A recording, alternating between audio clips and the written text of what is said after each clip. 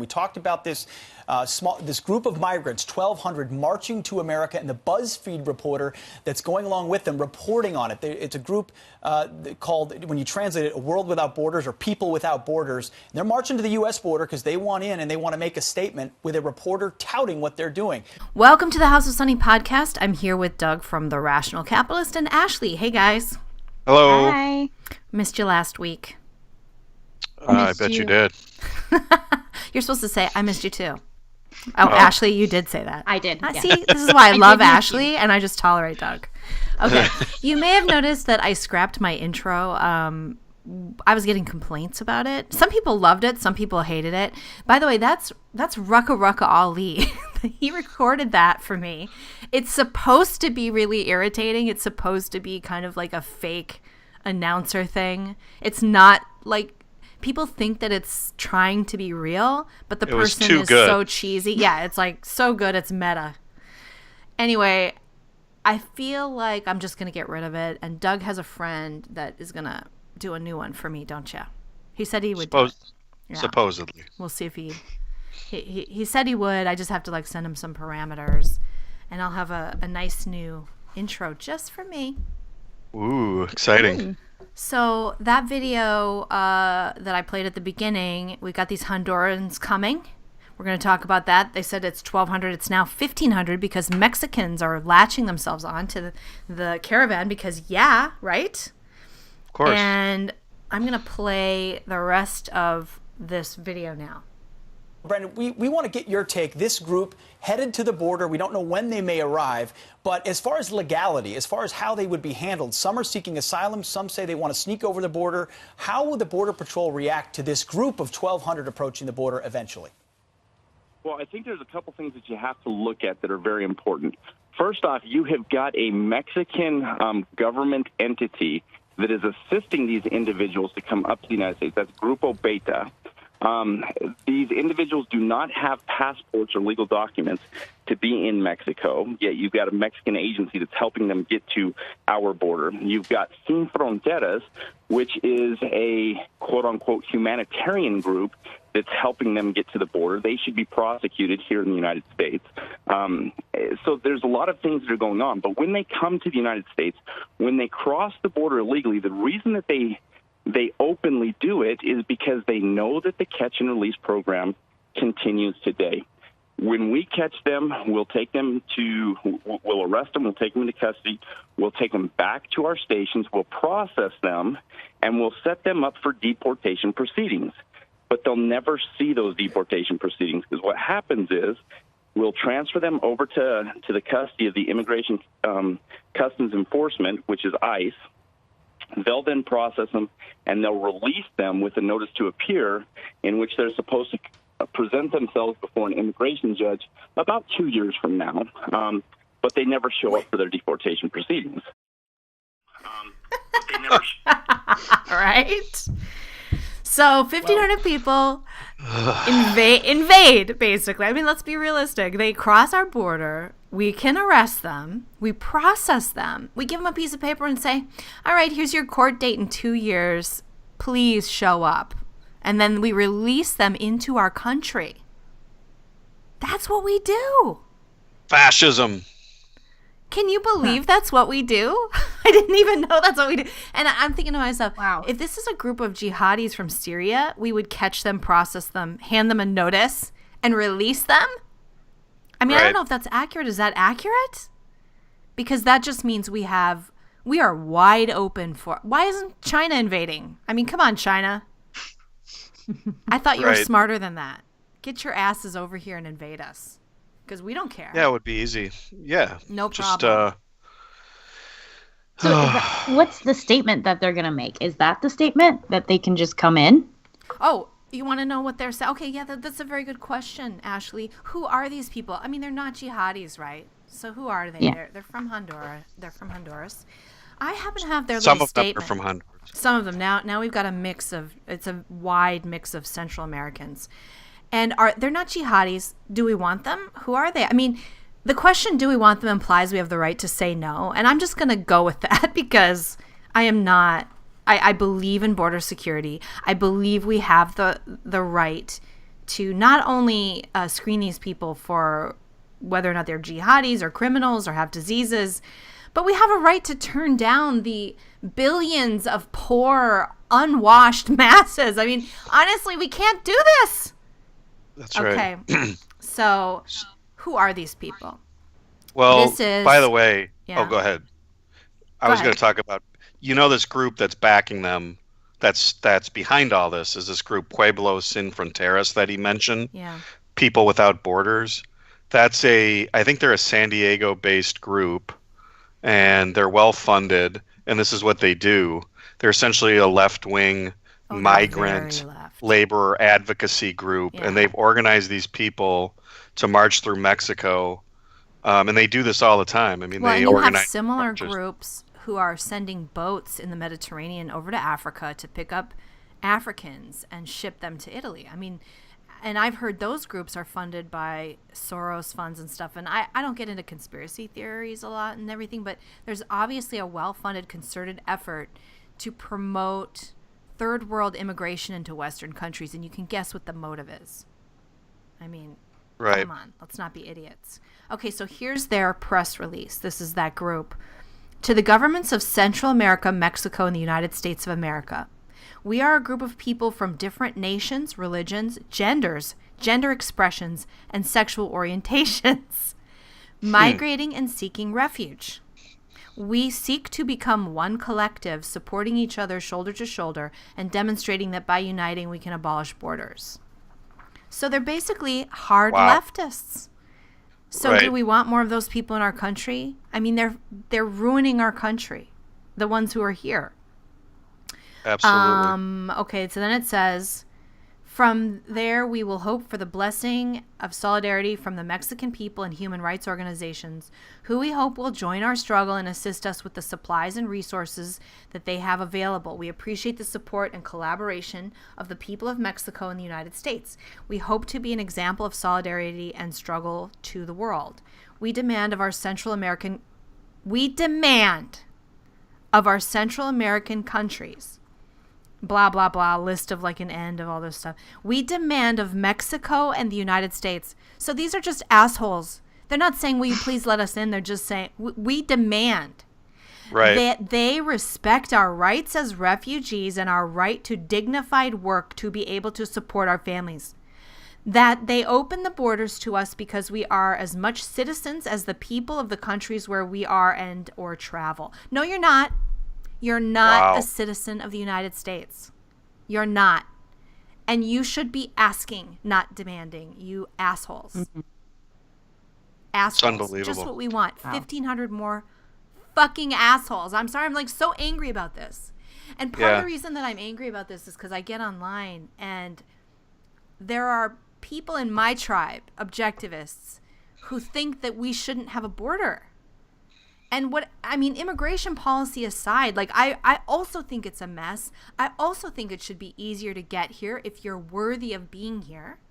I really believe that. I want all the good people. Let all the good people in, right? But Yeah. we have to have standards, and that means we get to keep the bad people out, and that means we get to have a border. And that is a self-interested foreign policy. And these people coming across are not good people. They're not good people. They're collectivists. They're making demands of us. They're going to come in here and join the leftist organizations, and they're going to get handouts, and they're going to go get all the free stuff they can, because that's who they are. Let's That's be real. right. Mm-hmm. Well, what's ironic is, why do they come to the United States? I mean, we're a semi-capitalist country. Why don't they go to Venezuela if they want to be in solidarity with other workers? Isn't that a socialist paradise now? Yeah, it is actually. People But are, ironically, they come here and then demand the right to dignified labor, provided by whom? right. You know, who's supposed to provide them Americans, with dignified Doug. labor? That's our duty to them? Well, objectivists would say they have a right to seek labor here in the United States because of, free trade, and we shouldn't. I don't really understand that. Generally speaking, if you had a job here and that was your plan, you're probably a good person. I mean, you know, I would regard that as like a step in the right direction toward being a good person. But I'm not hearing that. I don't think they have jobs. No, that's a context drop. I mean, you don't have a right to cross a sovereign border.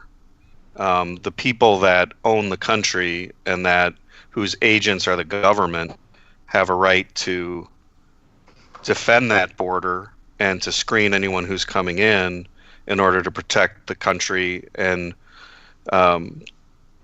as a means of national defense, as a means of common defense. It's really just national defense. I don't understand what these people think having no border will create. I mean, we basically, this catch and release thing, it tells me we have no border. That's right. And then people are saying, oh, I wonder why Americans are upset about immigration. I wonder why it's a hot button issue. Because, well, there's like two issues, because there's the principle of whether we should have a border or not. And I'd say the vast overwhelming majority of sane people realize that we need a border or we don't have a country. Yeah. So that's sort of obvious to most people. And although there is a segment of people that like this group, People Without Borders, that literally demand that anyone from anywhere be able to reside anywhere they choose to reside.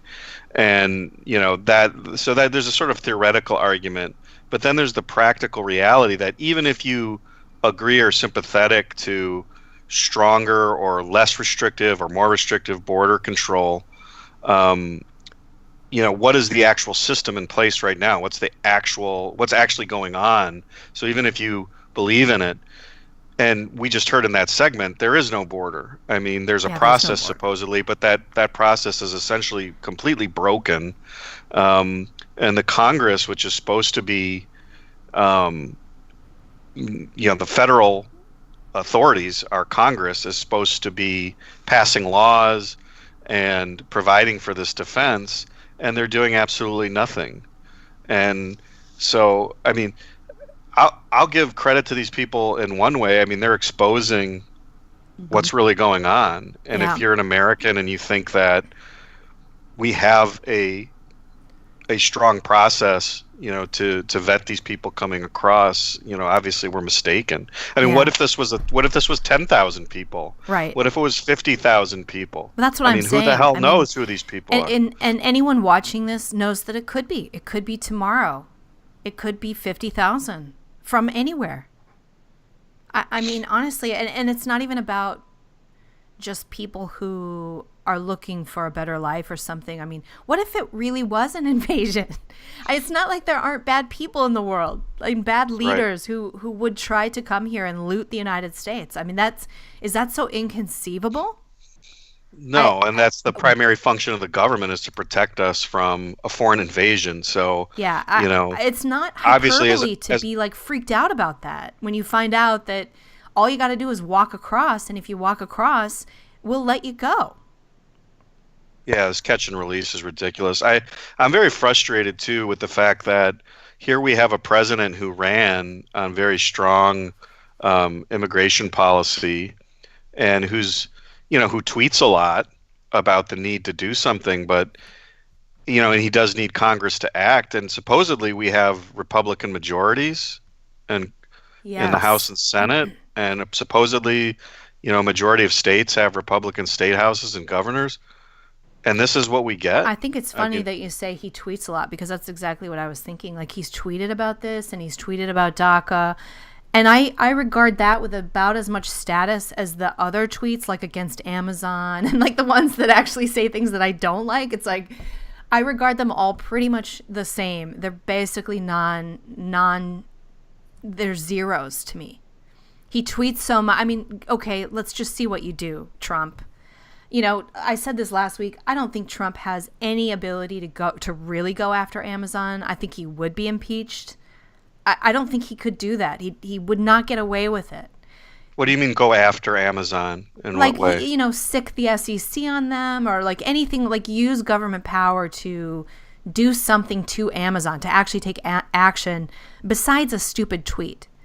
I don't think he would get away with it, because people like Amazon, people like Jeff Bezos, I think he could go, I said this last week, I think he could go after Facebook because people are mad at Mark Zuckerberg.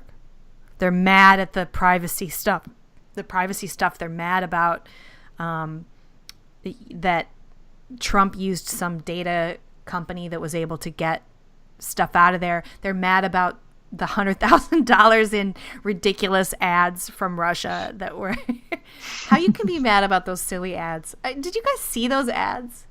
Yeah, it's They're ridiculous. Just the silliest things. They didn't convince anybody.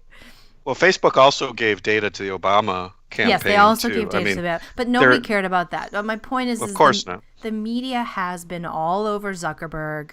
They've created a situation where now people regard Facebook and him as bad. And so Trump could go after him. But Trump, what I'm trying to say is he needs the media more, to set up a situation where he could actually go after Amazon.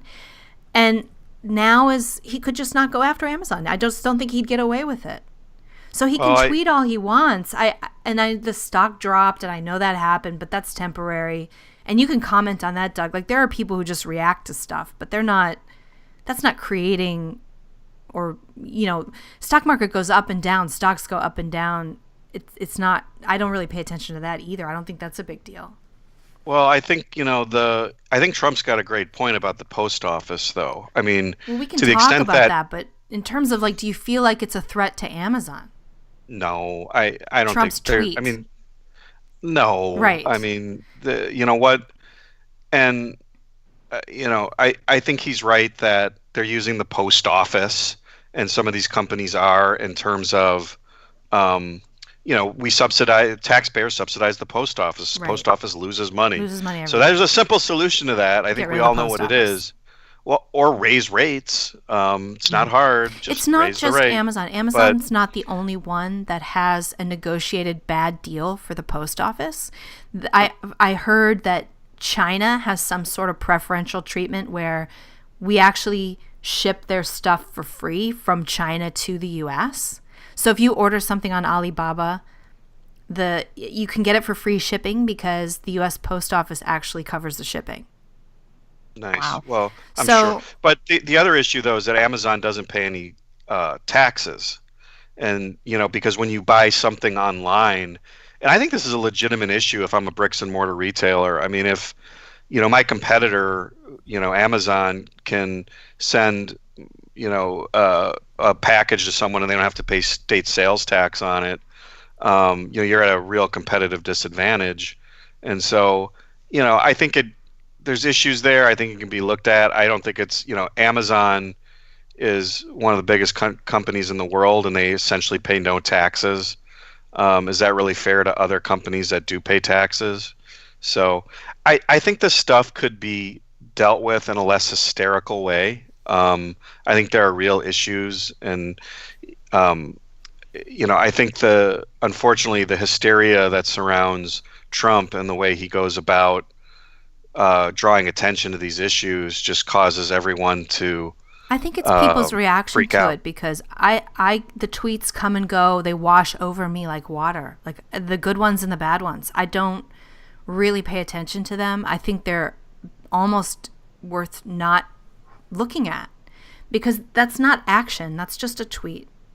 And I used to get irritated by stuff that Barack Obama said too, but I can't get too worked up about it. I'm more worked up about the stuff that he did.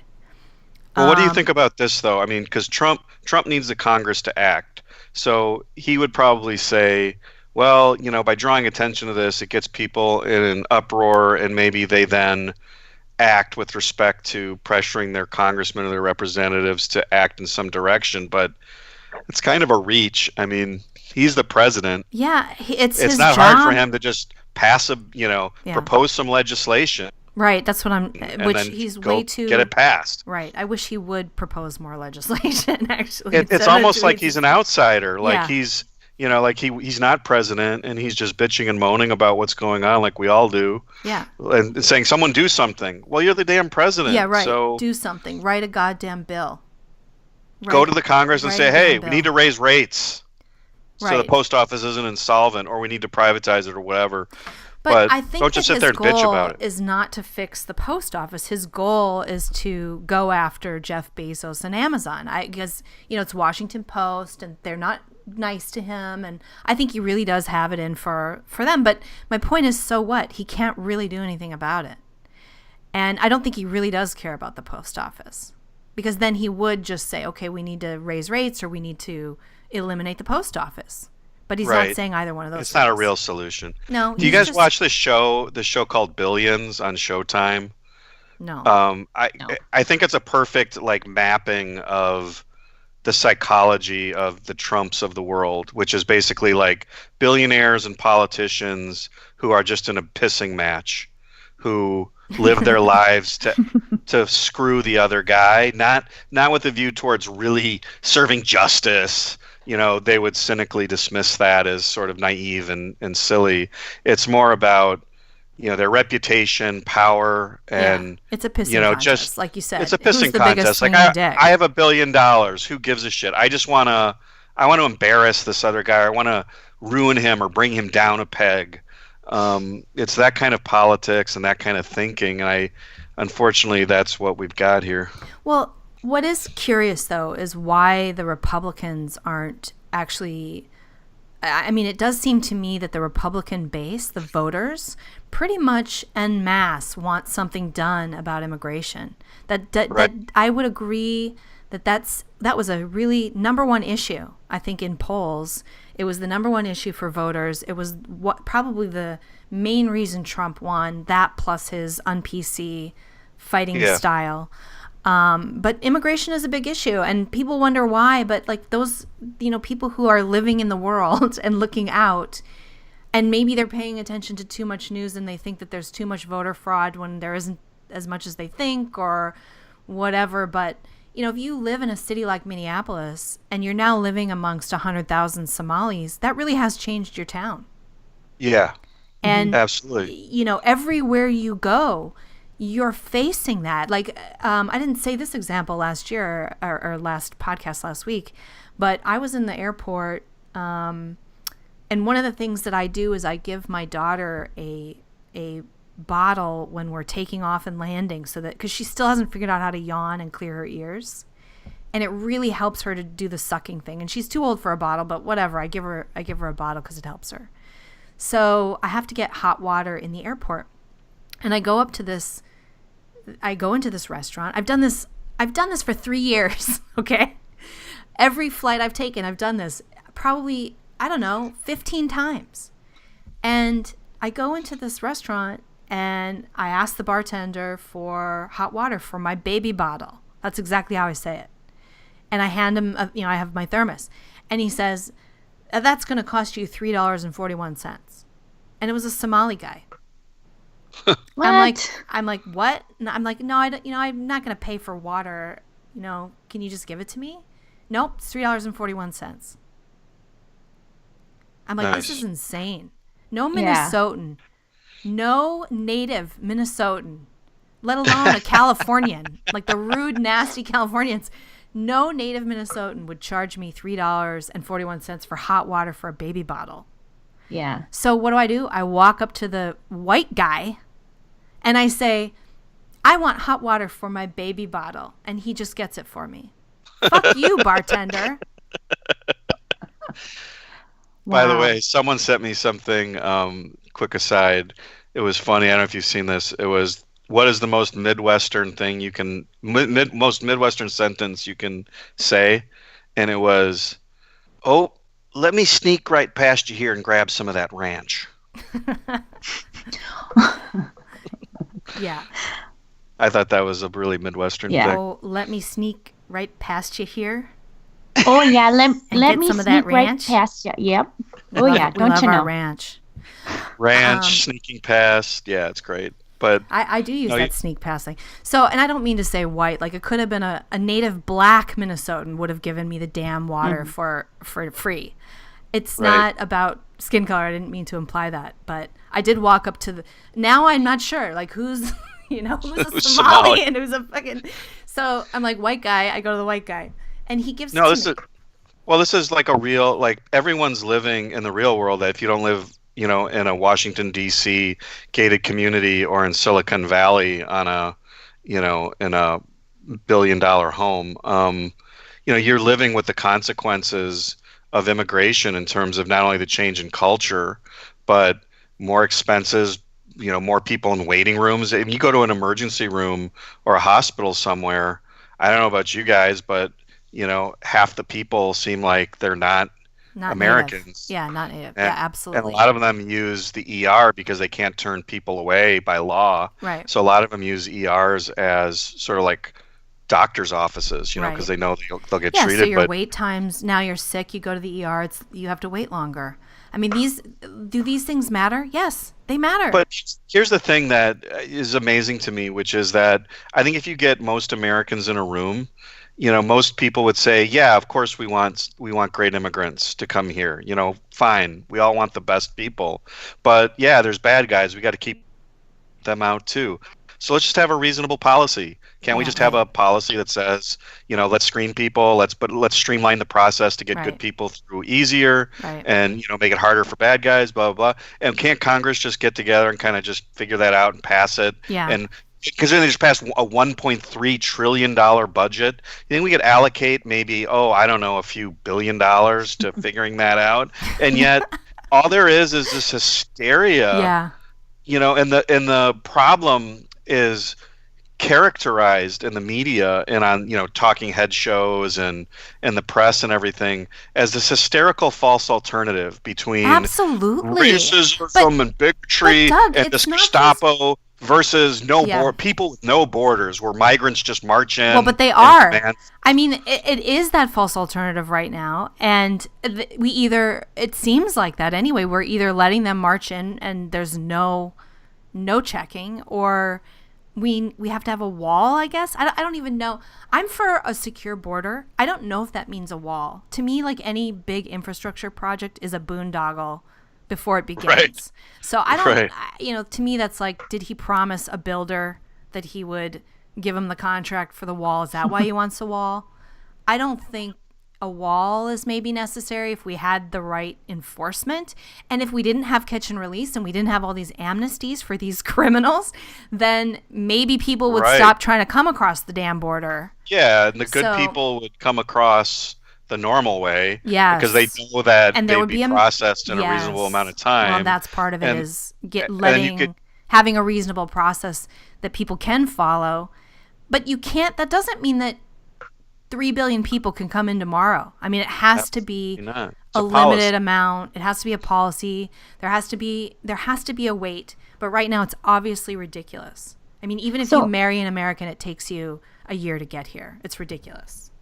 Are they going to do anything about the Hondurans? Like, are they going to have extra patrols, or are they just going to let them come in? Is that the plan? The plan is they know they're all going to get caught, processed, and released. Well, supposedly Mexico has offered asylum to many of these people. So the news that I read today was that, the Mexican government and the immigration people there, and by the way, Mexico deports tens of thousands of people a year too, back to Central America, because that's the first place they go. But it's also a natural place for them to go because of the language and the culture. But anyways, Mexico is apparently granting asylum or something like that to many of them, but there's still a group that is going to try and get into the United States. And why would they want to live in Mexico? Why is that would they? Better than Honduras?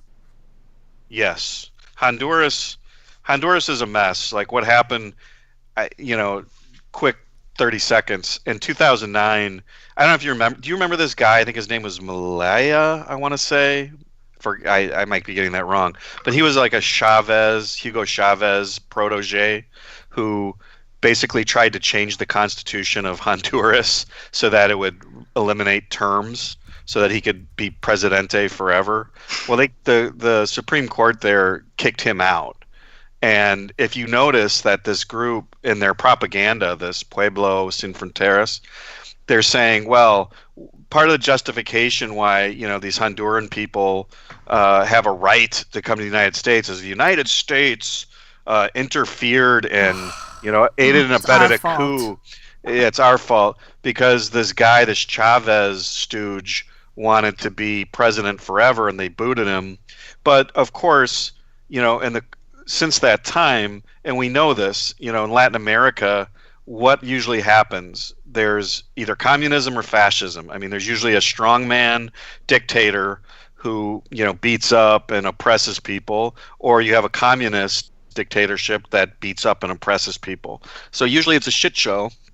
And of course, the left, because the United States has supported the opposition to the leftists, blames the United States as if that's our fault now that these poor Hondurans are being displaced and oppressed.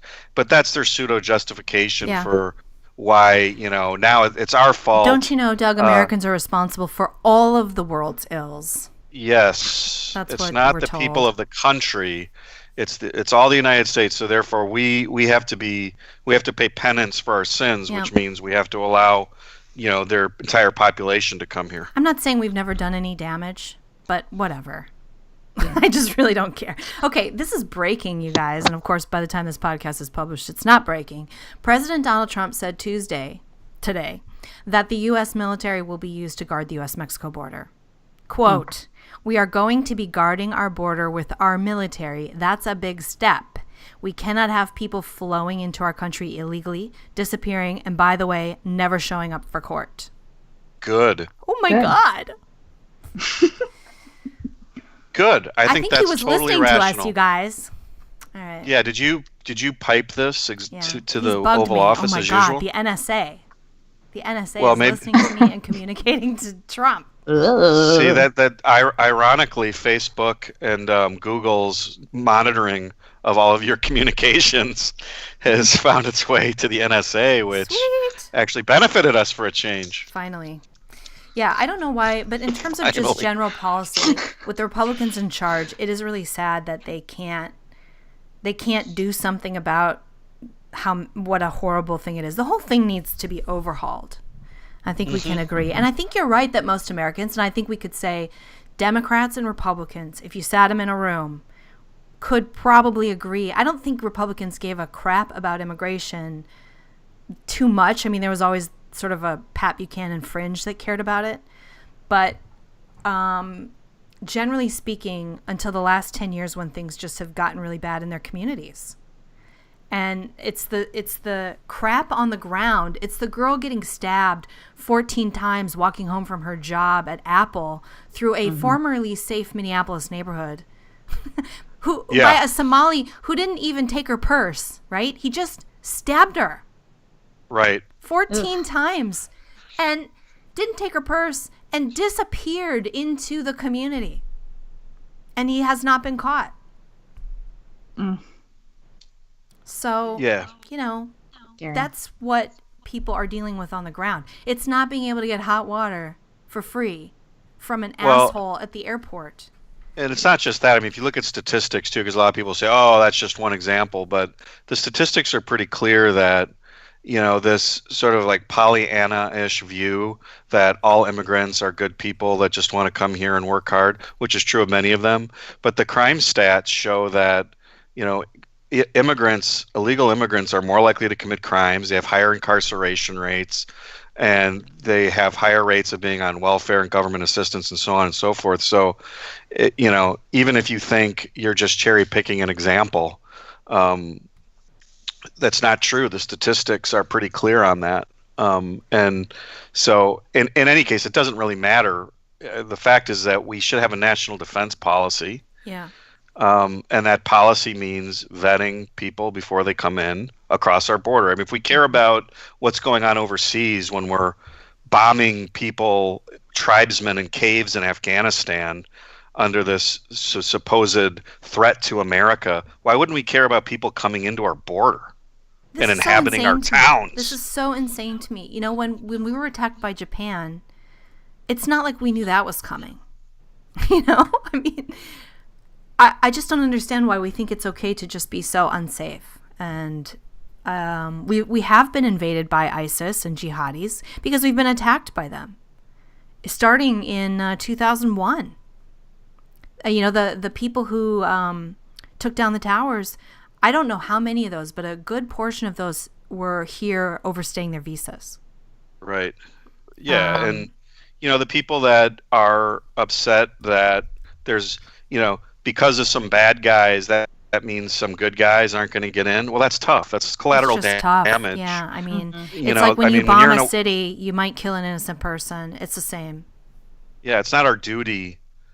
And You you know, it's don't not the know. government's You don't duty. know you don't know they're innocent anyway.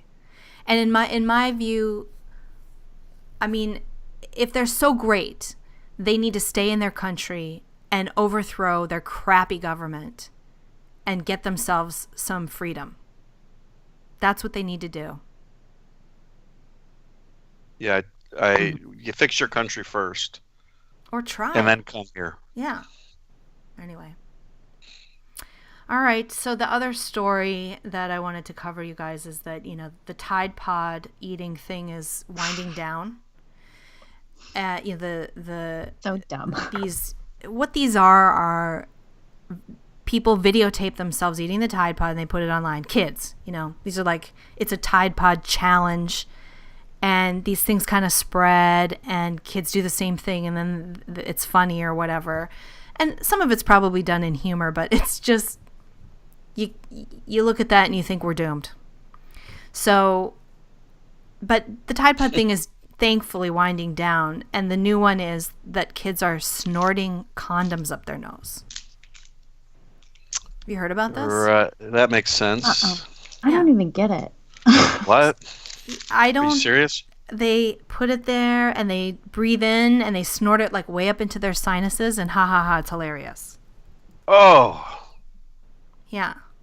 what? Right. Who comes up with these things and why would something like that even catch hold is what I don't. Because it's outrageous. I Yeah. guess. I mean, I remember the first one I saw that I even noticed this kind of like challenge thing was the inhaling cinnamon challenge. Oh, yeah. Remember that? That's dumb. That's That actually sounds like it might be kind of delicious in a way. delicious in a painful way. In a really Snort Cinnamon? way. cinnamon up your sinuses. Huh. Well, it Oof. smells. At least it smells good. I mean, condoms don't smell good, or do they? I don't. I've never sniffed one. I But, don't. No I comment. mean, I'm just saying. No condom No comment on comment. that one. I don't. Do they? Well, they do make flavored ones, don't they? Oh, well, there you go. Yes. Ashley, do you want to elaborate? Strawberry. Interesting. Yeah, fascinating. Do you think these kids are just like screaming for attention? Yes. I think they're bored. Yeah. Boredom. I mean, God. Do you think that, I've always resisted this idea, but do you think we just have it too good? I've always thought, oh, no, it's good that we've got great lives and life is relatively easy and, these kids aren't working and they're just playing video games. This is all a sign of affluence and wealth and an advanced society, but we just didn't evolve to be idle. And this is really damaging. I mean, I almost think well, it's obvious these kids need to be working. They need to be doing something. They need to be doing something productive. Right. Someone needs to be emphasizing the value of productivity and everything else. But, God, I don't know. I mean, I'm frightened. I see it with my own kids and the kids in their generation. It's just, if they're not connected to a screen, they're just, they're like in withdrawal. They don't know what to do. And They it's don't know so how to be devastating. bored. Yeah. And I mean that might even go for our generation. I feel like I was entertained or busy most of my young life. I remember being really bored in school at a certain point. And that was unfortunate. I think that could be fixed. Public school is so stupid. Yeah, it is. And I also think that at 14, 15, I feel like people are ready to do something besides sit in a classroom for 8 hours a day. Oh, God. I The just one-size-fits-all of public schooling is so dumb. It just treats everyone like an infant. Well- And you just board all these hundreds of kids together in a room, like 8 hours a day. It's just stupid. But back in the day, early America, people were working by 15, 16. I mean, you had to you had to figure out, and that wasn't like necessarily because your family didn't have money. It was because you were expected to sort of figure out your career and start apprenticing and start doing something, you know? Yeah. And we're not doing that. We don't young do enough. that anymore. We don't even do it now till kids are like 22. Yeah, 26, right? You can be on your parents' insurance. And here, Right. I remember a teacher telling me, you know, during the Great Depression that his family, when he was, I think, 12 or 13, said, "We can't afford you. You're out. Get out." How old was he? I think he was 13. Wow.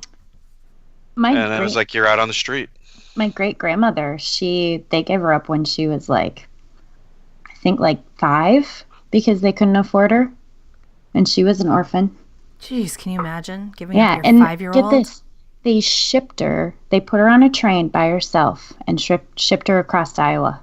Isn't that crazy? That was really, you know, that there was that whole it was really common. You know, orphans for hire on farms kind of thing. I mean, that's the Anne of Green Gables story. You could give up your kids. I mean, you could pretty much say, "I can't afford my kids. Come and get them." Right.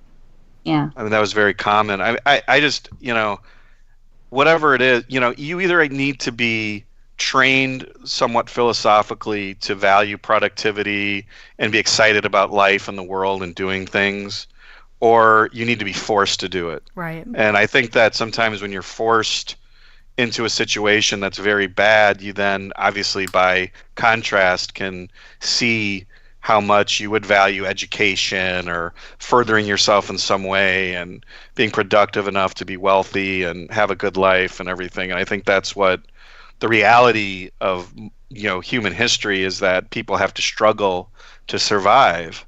And, you know, to some extent you can teach kids, you know, without forcing them to struggle or orphaning them when they're 5 to like figure out that, right. you know, it's good to go to school and stuff. I mean, you don't necessarily need to do that, although I don't know. I mean, it doesn't seem to be working, and I guess it's culture. You know, our culture's so rotten. Parents certainly aren't teaching those lessons to kids.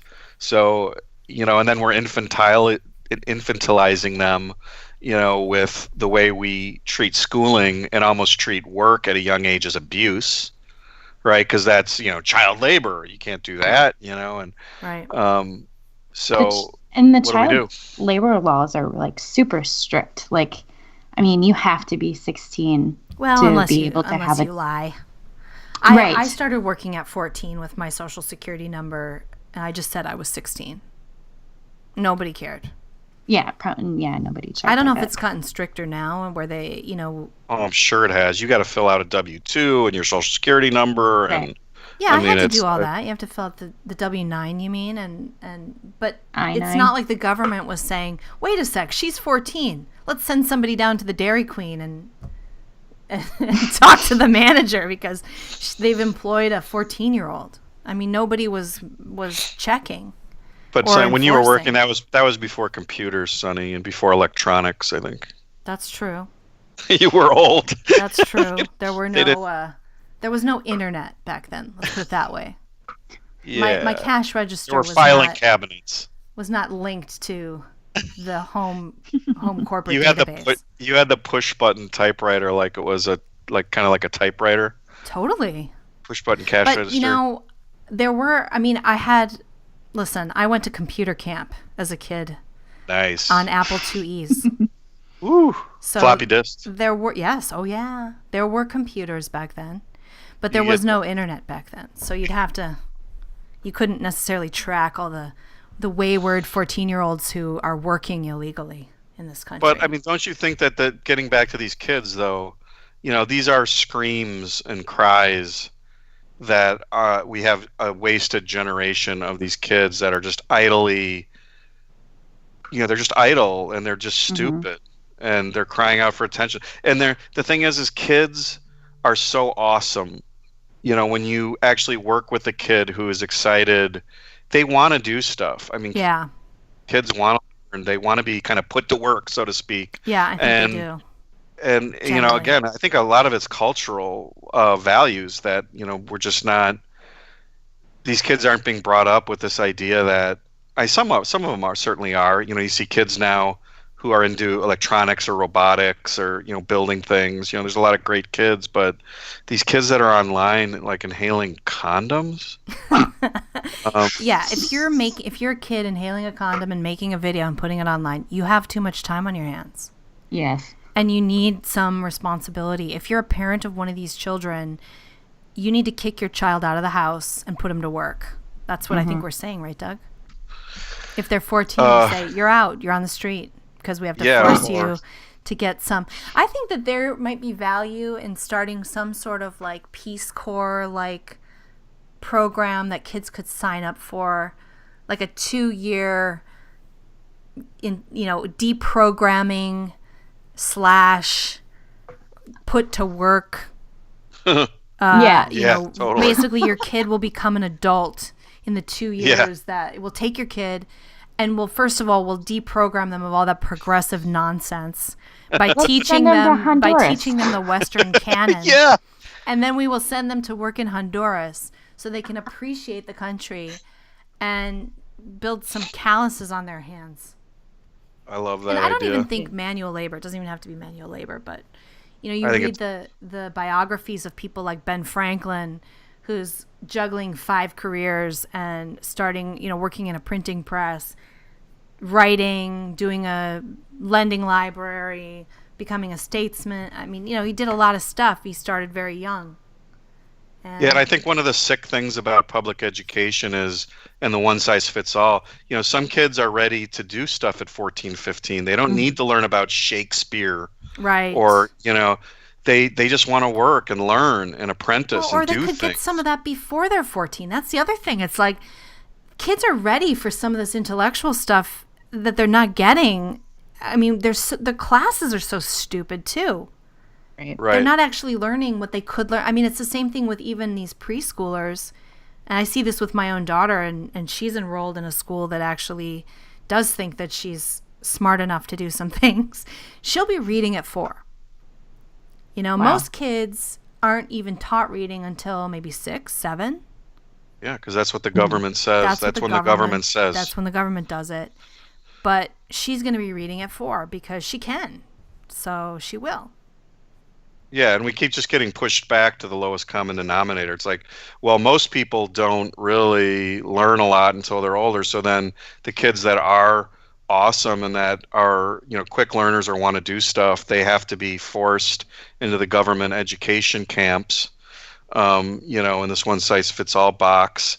And you look at someone like Thomas Edison, who, he's 13, 14. He's on a train selling candy and vendor. He's like a vendor on a train, and he's buying, with the money he makes, he's buying chemicals to experiment in a garage. I mean, yeah, that was America, Rockefeller, I think, was kicked out of his house when he was 12, something like that, for similar reasons, Ashley, as your great grandma, like kicked out because they couldn't afford him anymore. Yeah, how many great people have stayed, gone to college for 25 years.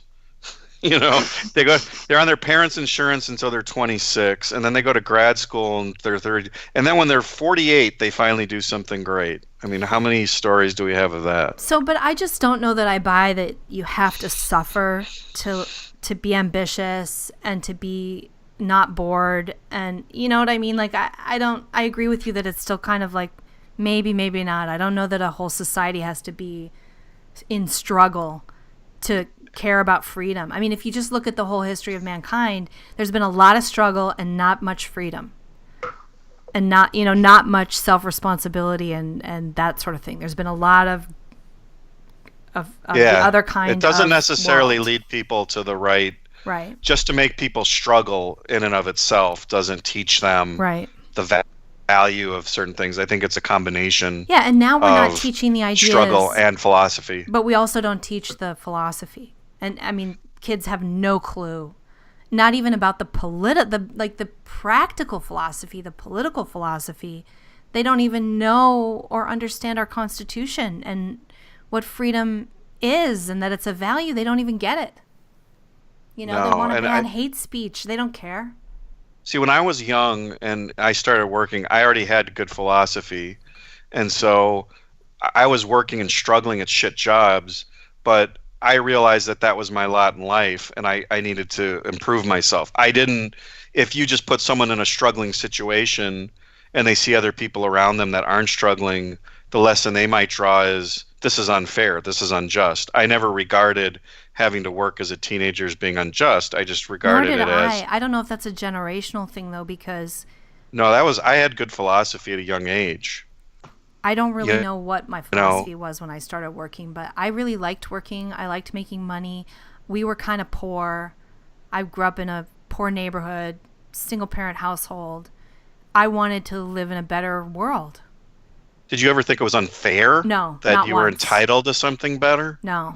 Why do you think that is? I don't know. Do you think that your parents didn't sit around and, we're victims? Yeah, maybe. That had Neither to be part one of of it. them complained or whined about being victims ever. Yeah, but I so also that's a think lot we of it weren't is your being parents. indoctrinated with that victim mentality much either.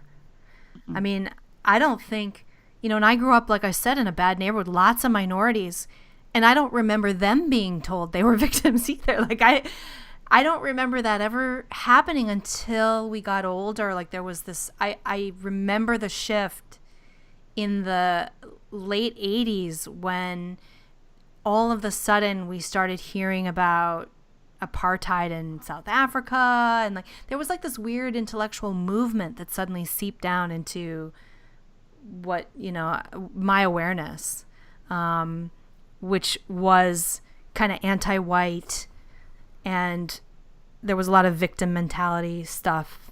That everyone's a victim. With that. Everyone and resented black having people to work. We started being herded into these little discussion groups where black people were encouraged to think through their day and relate bad things happening to them as being part of their skin color, or that the reason was because they were black.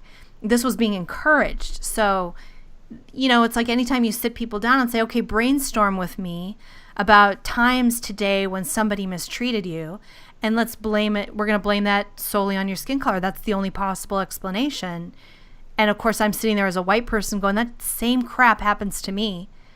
But no one's here telling me that it's because I'm white, It's